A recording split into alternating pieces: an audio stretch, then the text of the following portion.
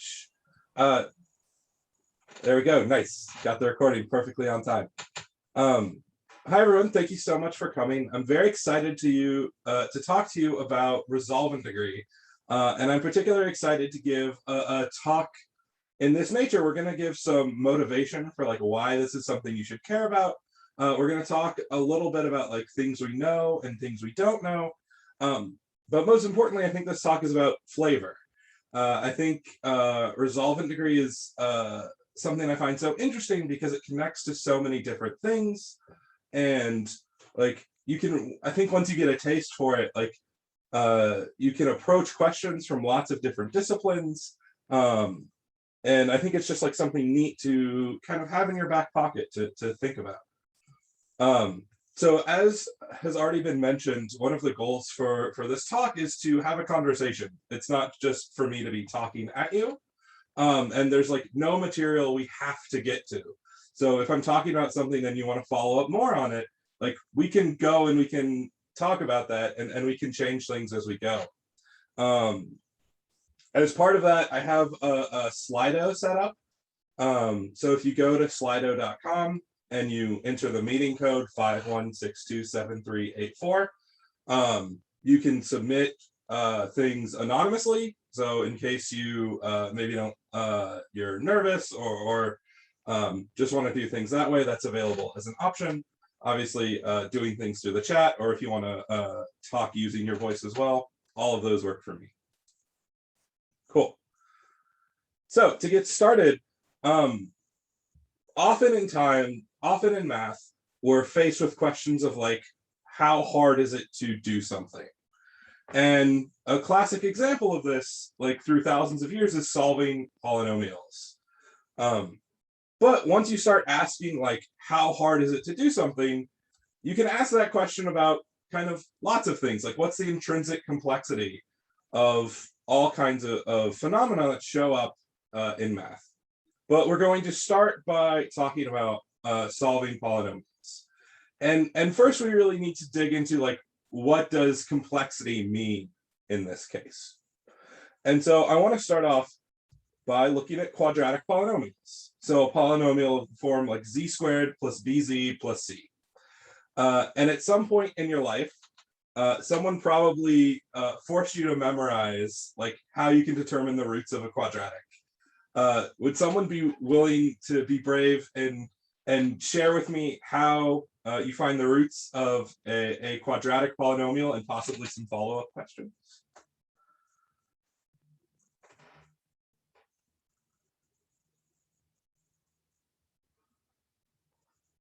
Either verbally or in the chat or in the Slido, whatever is convenient for you.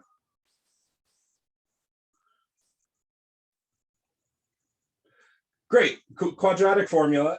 And would someone perhaps be willing to like say what the form that you were like forced to memorize that in? Maybe typing it in the chat is difficult, but.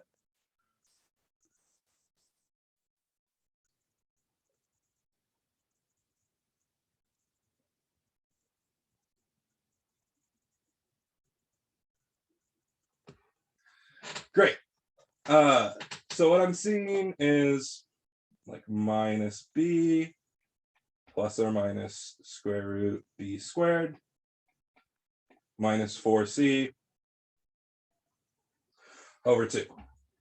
And for some of us, we might have seen something like a version of completing the square to prove this. Some of us might have just been like forced to memorize this in school at some point, and now it's just burned in there. And so you never use it, but it's there. And so what I want to dig deeper into about this is, what is this square root? And so when we say something like square root d, right, depending on the context, this is something that can change, like depending on what situation you're encountering this in. What I want to emphasize is viewing square roots as like an algebraic function.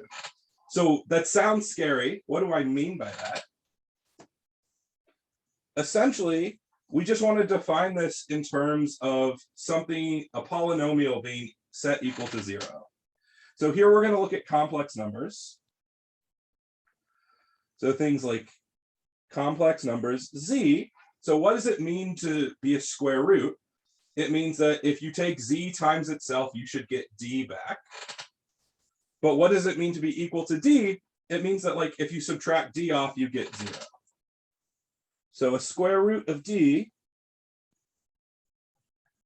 is exactly something that is a solution to z squared minus d equals 0. And when I say an algebraic function, what you can think of for this talk is you're inputting a number or maybe a collection of numbers, and then you're getting some roots of a polynomial back. That's what you should think of when you hear an algebraic function. And I want to talk a little bit about how we actually get this quadratic formula. So on the one hand, we can think of our polynomial just parameterized by coefficients. That's what we have here on the left. And now, like, let's pretend that we know everything, and so we know the roots of this polynomial, and we're going to call them alpha 1 and alpha 2. That's what we have in the middle. Well, if we know, if we pretend that we know what alpha 1 and alpha 2 are, well, then we can like FOIL out these this product, and we see that this coefficient b is minus alpha 1 minus alpha 2, and this coefficient c is just the product, alpha 1, alpha 2. And so what we're going to do is essentially just shift what these roots are. We're going to shift them by b over 2, right? We know what this polynomial is, so we can assume that we know what b is. And the whole reason we do this shift is we're going to create a new polynomial with roots beta 1 and beta 2. And then if you multiply out what you get by taking this polynomial g of z with roots beta 1 and beta 2, if you expand it all out, the key thing is at the end, we get something here that has no middle term. We're just left with something of the form z squared plus a constant. All right, we're assuming that we know what c and b are, so those we can treat as constants. So how do we solve quadratics? Really what we do is we're taking something in a general form, and we're essentially using a change of coordinates to write this in a simpler form. And then once we're in this simpler form, we can essentially just use the definition of the square root. And then we get the roots of this nicer function g. But how did we define g? We defined it to be this polynomial with shifted roots.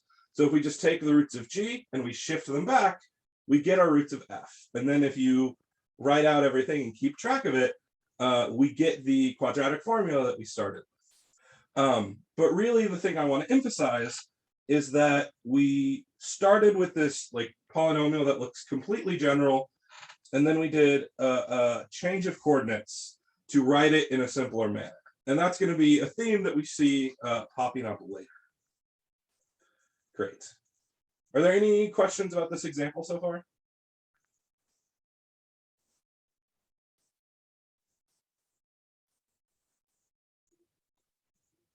Awesome.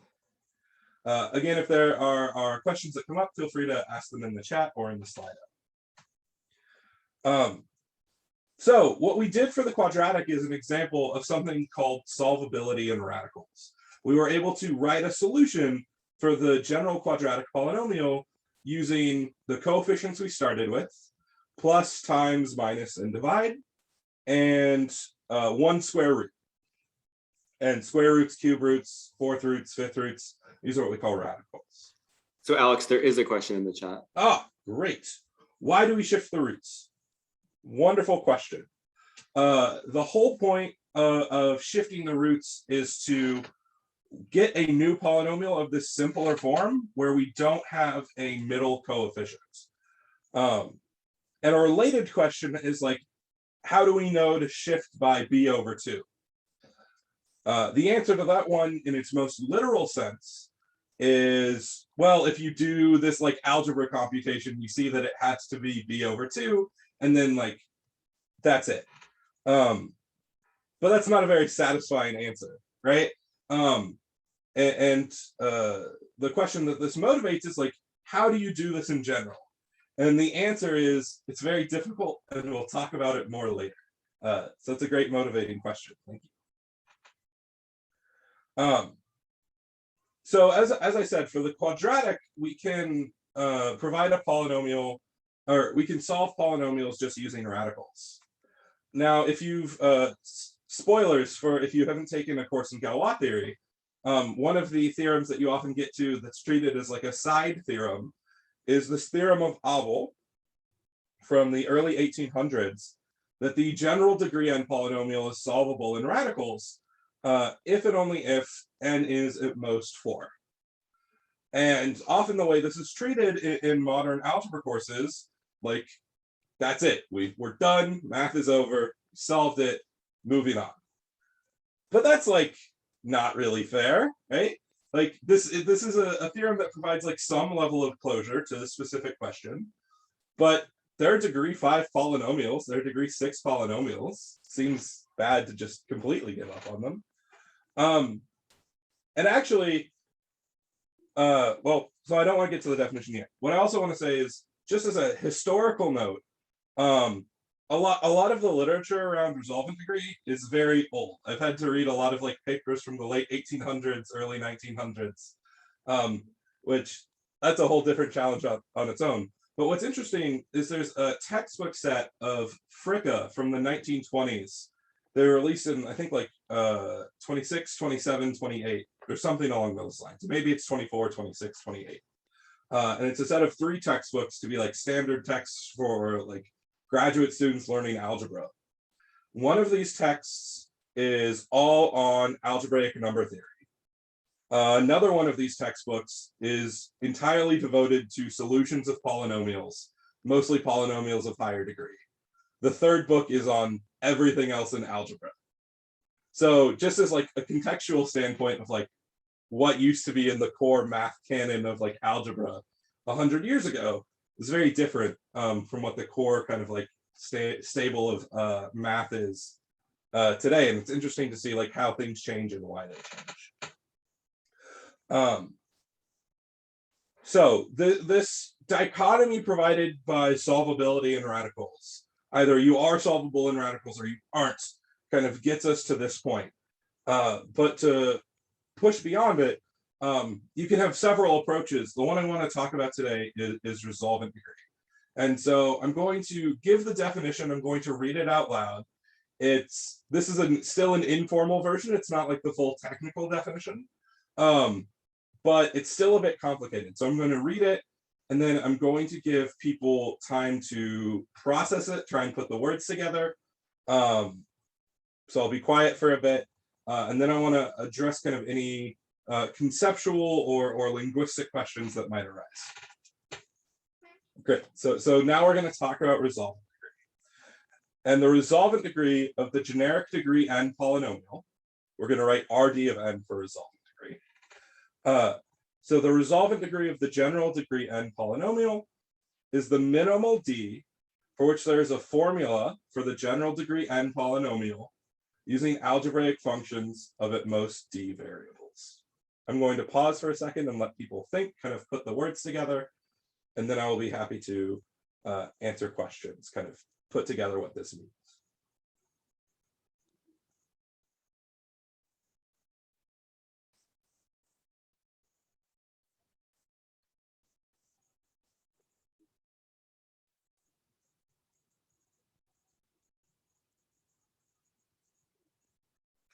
So when you say a general degree n polynomial, are you saying that the definition is resolvent degree of this polynomial, or does the resolvent degree only depend on n? Like, does it depend on f or n? So this is a great question. So when I'm writing fnz and for the general degree n polynomial, I'll expand to be a little more technical here. What I mean is something like z to the n plus a1 z to the n minus 1 plus an minus 1z plus an, but we're not picking a1 up to an to specifically be numbers. We're thinking of this as a polynomial over the function field where a1 and an are a transcendence basis over C, and it's a polynomial in Z. So general in this case, like really does encapsulate like all degree n polynomials, and like the way you specify an actual polynomial with like real number, complex number coefficients is you just like specialize the map to where these transcendentals are, that whatever numbers you like. But so we can think of this as a concrete object on its own as well. It's a great question.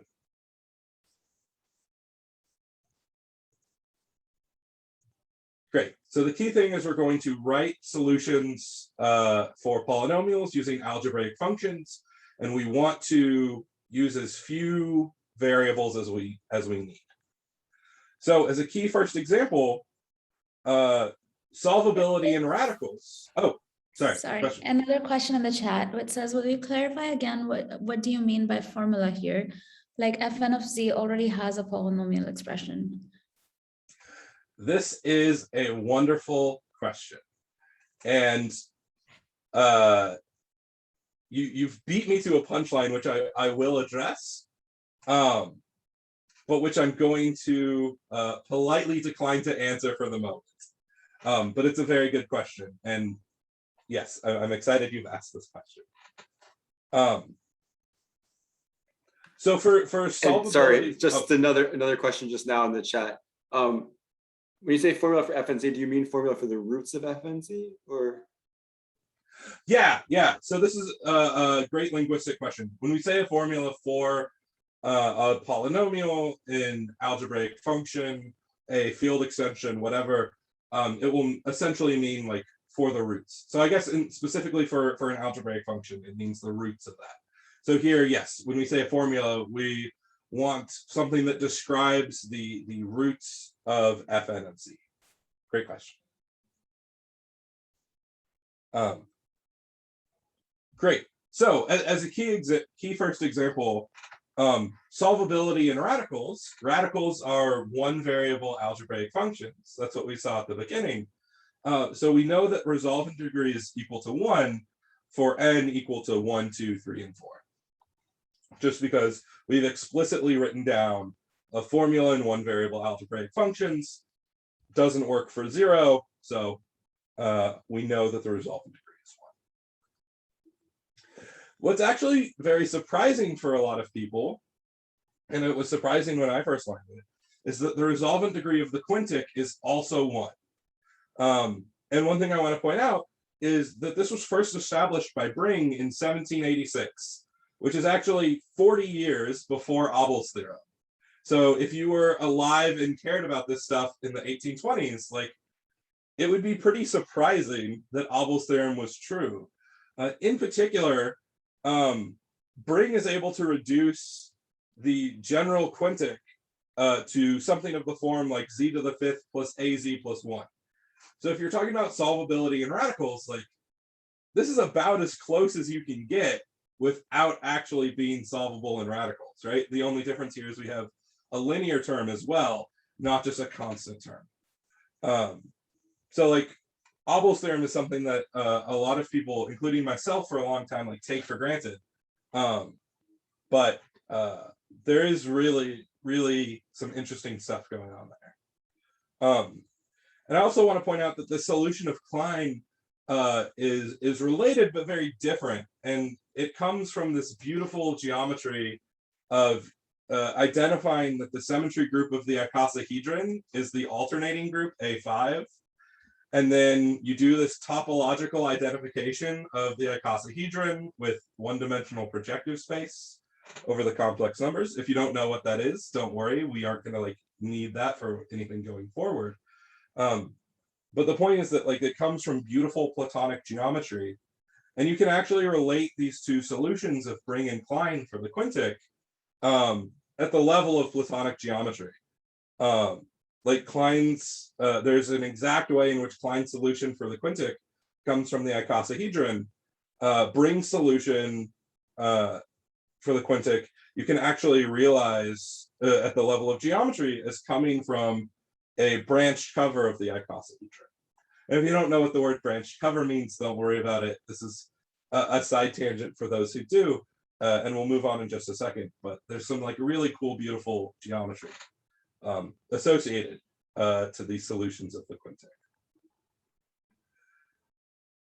Hamilton was the first to show things about the sextic and kind of improves on the techniques of Bring. He shows that the resolvent degree of the sextic is at most 2. And again, it's by reducing to the simpler form for a sextic. Instead of a full, you can take a general sextic and write it in the form like z to the 6 plus az squared plus bz plus 1. So again, we're eliminating more of these intermediate coefficients. And actually, the techniques of Hamilton give us upper bounds on resolvent degree for the cases of 7 and 8 as well. Klein's approach for the sextic is different. And then there's work of Hilbert that shows that the resolvent degree for the general degree 9 polynomial is also at most 4. And you'll notice here that I've written inequalities for everything above 5. And the reason is that we have formulas for the general degree 6, 7, 8, and 9 in algebraic functions of 2, 3, and 4 variables. But we don't currently have equality. And in fact, Hilbert specifically predicted, conjectured that each of these is not just inequalities, but they're sharp, so that these should actually be equalities. And like a reasonable question when you first learn about an invariant, like resolvent degree, is, okay, what is it? Like, what are the values for resolvent degree? And ideally, we'd like to know that for every n. This is very hard. And actually, the fact that all of these conjectures of Hilbert are still open tells you that even doing it for any n bigger than 6 is still very difficult. Despite the fact that we've had like a solution of Hamilton for the sextic since the 1830s, right? There's still a huge gap between what we have as upper bounds and like what we know for certain. And that's in part largely for 2 reasons. One, math is often very hard. The second part is that history doesn't always help. As I mentioned, like in the 1920s, there was a full third of graduate algebra was on higher solutions of higher degree polynomials. That's not the case now, and there are historical reasons why. If people have more questions about the history of that, I'm happy to answer them later as well. I have a vague question. Mhm. Do you think figuring out RDN, like, does the complexity increase with n? Like, is finding RD7 strictly harder than, or like, we assume that it is harder than RD6? Yeah, so that's a great question. So, yeah, currently there are no non-trivial lower bounds in resolvent degree. In theory, it's possible that like RD of n is equal to 1 for every n. I am very skeptical that that is true, and I think most people are very skeptical that that is true. But in theory, it's like possible. And so the best I can kind of offer you, other than my own feelings, are upper bounds on resolvent degree. And so we've seen some for low n, and this has work of Hamilton, Sylvester, Brouwer, recently work of Wolfson, and work of myself. And so, yes, I think most people generally believe that kind of like as n goes big, resolvent degree also becomes large.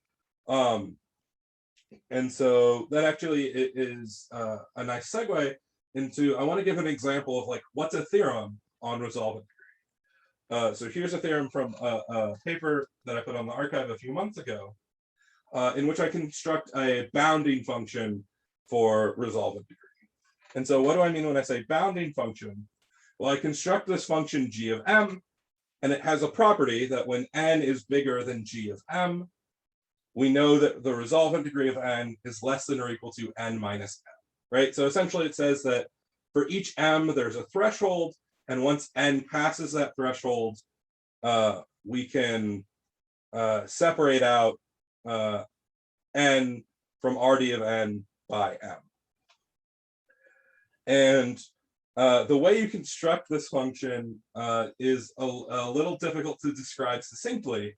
But what's nice is there's a nice approximation kind of using more elementary functions. It just requires factorials and a polynomial. That can give you some kind of description on how big n has to be able to subtract m from n.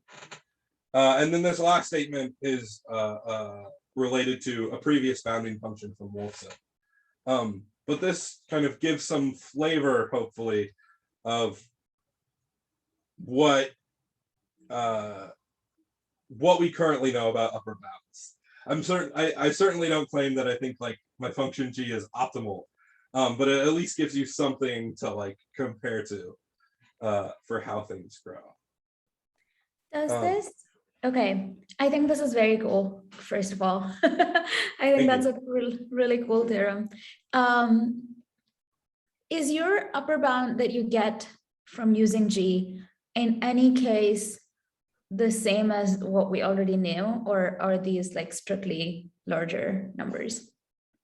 Yeah, so what I will say is that like I know some things. I don't think I know more than Hilbert in this case. Like I believe these, I have reason to believe that these conjectures are sharp, and so like for small n, it's the same. The next bound, so here when n is equal to 9, we're at the threshold n minus 5, right? 9 minus 5 is 4. Great. So the next threshold is n minus 6. And in this paper, I am able to recover an upper bound that GN Chebotarev proved in the 1950s, but his proof actually had some gaps.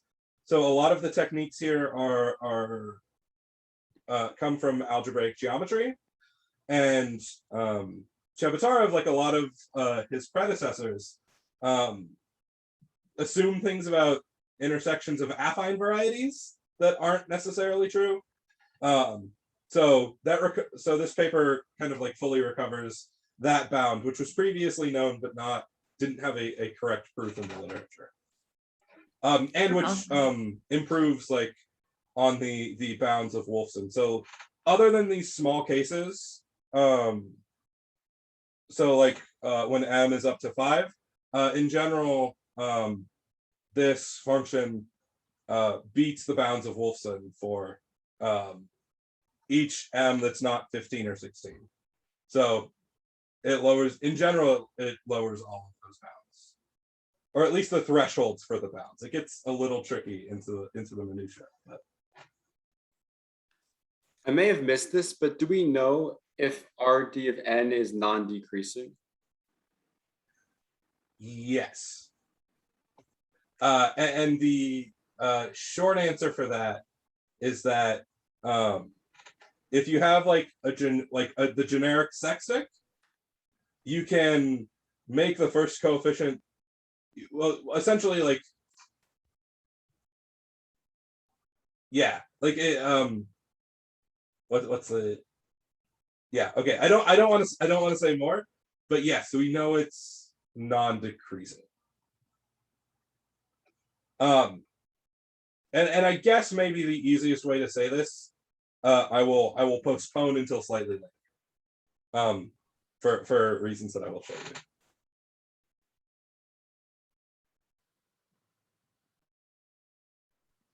Could it be easier to find the resolvent? Hello. Mm-hmm. Yeah, could it be easier to find the resolvent degrees for certain values of n, for let's say the power or like powers of 2, as compared to something else? That is certainly an interesting question, which I don't want to, I'm not sure. The Okay, no worries. let me address that. Let me address something really quick and then talk more about both of these questions, because the way I want to answer them is the same. It's a great question. So beyond just like, I think resolvent degree is great because polynomials show up everywhere. And so I think like solving them on their own is like an important question. But one of the things that is a strength of resolvent degree is that we can make sense of resolvent degree for all types of objects. We can talk about the resolvent degree of a field extension. We can talk about the resolvent degree of a map of varieties. We can talk about the resolvent degree of a group. We can talk about the resolvent degree of an algebraic function. So we can use this notion of complexity in a bunch of different settings.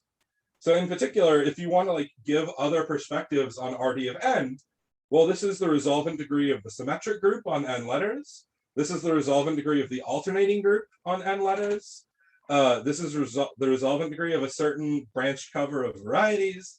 This is the resolvent degree of a certain field extension.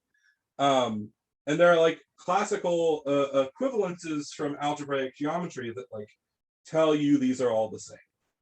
So like, what is a reason that the resolvent degree is non-decreasing? Well, like you can embed symmetric groups on fewer letters into symmetric groups of larger letters. And so if you ask a question of like, are there certain values of n where like maybe you could do better, I don't feel like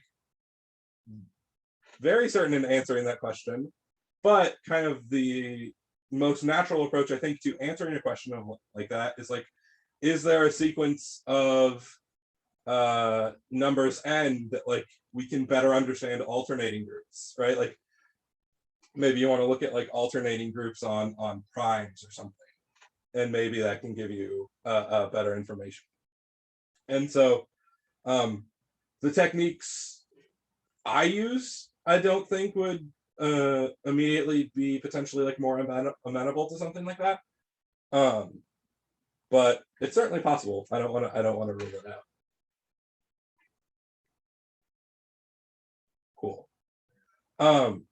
So what I want to talk about now is kind of how resolvent degree kind of lets you go between kind of disciplines and make sense of complexity of problems that a priori like might seem very different.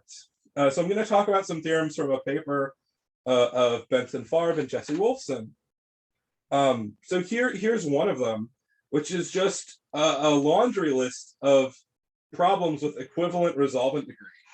And these are problems coming from algebra, representation theory, geometry, right? So like the first part is talking, like this says that the resolvent degree of solving a degree 6 polynomial is the same as the resolvent degree of the symmetric group S6. You can also talk about faithful representations of S6. You can ask this in terms of questions about finding lines on a smooth cubic surface. You can ask about this in terms of finding hyperelliptic involutions on curves or certain fixed points. Like you can take problems in geometry, representation theory, algebra, field theory, whatever, and resolvent degree kind of gives you a way of saying that all of these things have the same like intrinsic complexity. And so even if you don't explicitly care about formulas for polynomials, if you care about problems in algebra or geometry or anything associated, like this could give you a good reason for why you might want to care. In particular, if you have some favorite type of phenomenon which can be described at all using something with polynomials, then there's most likely a way to like state something about that in terms of resolving. Here's another theorem from that same paper, which gives the same flavor, right? It connects the resolvent degree of the Weil group of type E6 to finding lines on a smooth cubic surface, which is inherently related to finding bitangents on a smooth plane quartic. So again, the point is that resolvent degree can kind of connect questions from all of these seemingly different areas. So again, just to restate what I said, there are lots of problems that kind of arise naturally in algebra, geometry, and topology that all have questions that like fit within this resolvent degree framework. Another thing I want to highlight is references for some of the things I talked about in this talk, but also just references in general. I think one of the things that's great about resolvent degree is that if you have a background in field theory, in number theory, in algebraic geometry, in just like very different areas of math, like there are questions that you can answer that you can ask using resolvent degree, and questions about resolvent degree that you can answer using tools from your area. What the most difficult part about that, I think, is getting the background in resolvent degree. Like whatever your existing background is, there's probably something you can say, but like as I've learned about resolvent degree, it's been like reading Klein's lectures on the icosahedron from 1884, and papers of Klein that I've had to like translate from German, or this paper of Chebatarov that was in Russian, or a paper like the literature has been like has been sparse at points and like difficult to access. And the two things I want to mention in that regard is, one, I recently started putting together a website, resolventdegree.com, which you can go to, and it has a research archive of like a bunch of the like relevant papers. In particular, it has like classical papers.